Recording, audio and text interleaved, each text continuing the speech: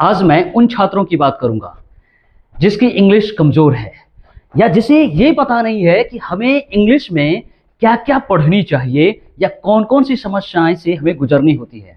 खास तौर पर वो छात्र जो 10वीं पास किए हैं और उसे इंग्लिश पढ़ना है, तो उसको समझना पड़ेगा कि उनको कौन कौन सी चीजें नहीं आती है जो आज तक उन्होंने इंग्लिश में अच्छा नहीं कर पाया है। आज हम आपको बताएंगे कि इंग्लिश में कौन कौन सी प्रॉब्लम आती है। इन सभी प्रॉब्लम का लिस्ट है। इन चीजों को देखिए और समझिए और आप मेरा क्लास ज्वाइन कीजिए। समृद्ध एजुकेशन निर्मली में थाना रोड में है। और कैसे इंग्लिश में प्रॉब्लम आती है जिसकी वजह से बच्चे इंग्लिश से दूर भागना शुरू करते हैं, मैं उन्हीं प्रॉब्लम की आज बात करूंगा और कल इन प्रॉब्लम की समाधान पर चर्चा करूंगा। देखिए, ये पहला कॉन्सेप्ट, अंग्रेजी सीखने में स्टूडेंट को कौन कौन सी समस्याएं आती है वो देखिए। Problem faced by students in learning English. English को सीखने में कौन सी समस्याएं से गुजरना होता है वो पहला देखिए। पहला, उच्चारण की समस्या यानी प्रोनाउंसिएशन की समस्याएं। जैसे ही वो पढ़ना शुरू करता है वो वर्ड को सही तरीके से नहीं पढ़ पाता और जिसकी वजह से वो दूसरों के सामने में पढ़ने में हिचकिचाहट होती है उन्हें। आइए हम बात करते हैं, शब्दों को सही तरीके से नहीं पढ़ पाते, साइलेंट लेटर्स को नहीं जानते, इस वजह से ठीक से नहीं पढ़ पाते। जैसे इसको क्राइफ पढ़ देते हैं, लेकिन के और एन जब साथ में होता है तो के को साइलेंट करा जाता है, यानी के को नहीं पढ़ा जाता है। इन सभी चीजों पर हम अपनी क्लास में चर्चा करेंगे।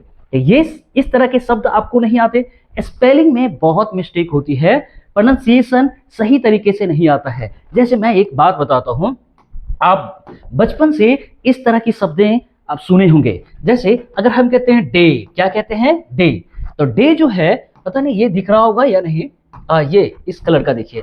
जैसे ये हम कहते हैं DAY, पढ़ने के लिए हम पढ़ देते हैं डे, इसको डे नहीं पढ़ा जाता है, डे। क्या पढ़ा जाता है? डे, इस तरीके से। ठीक है, तो ये हम जो जैसे ये हुआ, इसको हम कहते हैं एग्जाम। क्या कहते हैं? एग्जाम। ये गलत है, प्रोनाउंसिएशन गलत है, एग्जाम पढ़ा जाता है। ठीक है, हम एक एक उच्चारण अपने क्लास में समझने की प्रयास करेंगे और सीखेंगे भी, क्योंकि आपको ब्रिटिश इंग्लिश या फिर अमेरिकन इंग्लिश सीखनी चाहिए, है ना। ये रफ वाले इंग्लिश बिल्कुल भी नहीं पढ़ना है। जैसे देखिए डैमन, इसको डैमन नहीं पढ़ा जाता है, एम और एन जब साथ में आ जाए तो डैम पढ़ा जाता है। ठीक है, यानी एन साइलेंट होता है। इसी तरीके से ग्नोम नहीं पढ़ेंगे, नोम पढ़ेंगे, है ना। ये बॉम्ब नहीं होता है, बॉम्ब होता है। ठीक है, सारी की सारी चीजें, जैसे काल्म नहीं होता है, काम होता है। कैसे पता चलेगा? जब तक आप मेरी क्लास ज्वाइन नहीं करेंगे आपको पता नहीं चलेगा। आप ऐसे ही 11th 12th यहां वहां भटकते रह जाएंगे और फिर समझ में नहीं आएगा। जैसे क्यों इसको पुट पढ़ते हैं और क्यों इसको बट पढ़ते हैं, जरा सोचिए। यू का उ, यू का अ क्यों पढ़ते हैं? What's the reason behind this? इसके पीछे कारण क्या है? There are lot of reasons but you have to know about this. आपको समझना है इनके बारे में, अगर नहीं समझेंगे तो फिर खत्म। चलिए, पढ़ने में कठिनाइयां आती है, तो कैसे पढ़ना है? पढ़ने में कठिनाई आती है, सेंटेंस को फ्लुएंटली नहीं पढ़ पाते, है ना, रुक रुक कर पढ़ते हैं। रीडिंग में कॉन्फिडेंस की कमी होती है ना। अनुवाद की समस्याएं होती है, यानी ट्रांसलेट करने की समस्याएं। इंग्लिश सेंटेंस होता है, आपको जब कभी भी न्यूज़पेपर मिलता है या बुक मिलता है तो आप क्या करते हैं? इंग्लिश को हिंदी में नहीं कर पाते, ये सबसे बड़ी प्रॉब्लम है। ठीक है, ये देखिए वर्ड बाय वर्ड ट्रांसलेशन करना शुरू कर देते हैं, बहुत बड़ी समस्या है। और इससे नहीं होगा। जैसे ही इज गोइंग टू स्कूल, गलत है। कैसे? वह है जा रहा है स्कूल, इस तरीके से नहीं करना है। मैं सारी चीजें सिखाऊंगा। शब्दों का भंडार की कमी यानी लैक ऑफ वोकैबुलरी, यानी कि शब्दों का अभाव, यानी बच्चे शब्द याद नहीं कर पाते। कैसे याद करना है? मैं याद कराना सिखाऊंगा आपको। वर्ड मीनिंग याद नहीं रहता है कि नहीं, नए शब्दों को पहचान नहीं पाते, सेम वर्ड बार बार यूज करते हैं लेकिन उनका उच्चारण अलग अलग होता है। इन सभी पर हम देखेंगे।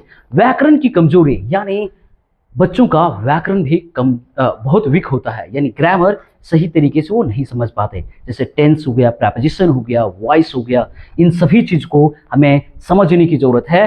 सेंटेंस स्ट्रक्चर सही नहीं बना पाते।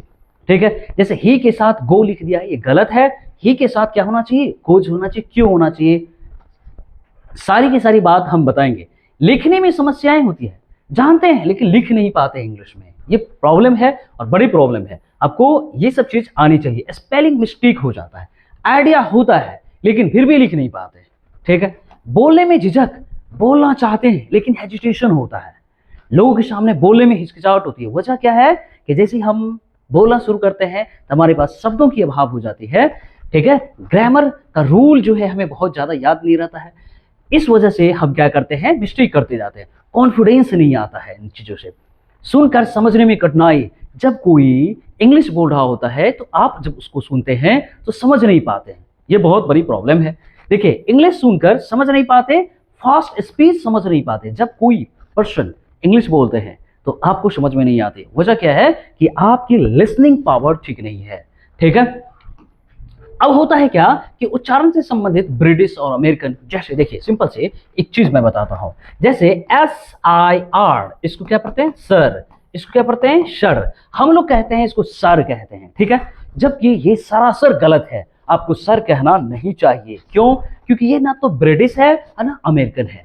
अगर आप ब्रिटिश इंग्लिश में इसको कहना चाहेंगे तो सर, क्या कहेंगे, सर। अगर इसे अमेरिकन इंग्लिश में कहना चाहेंगे तो सर, क्या कहेंगे, सर। और ये ब्रिटिश में सर, इस तरीके से हमें बोलना होता है। तो ये सब चीजें सोचिए जरा, अगर आपको कोई एक बार सिखा दे तो आप हमेशा के लिए सीख जाएंगे और दूसरों को भी सिखा सकते हैं।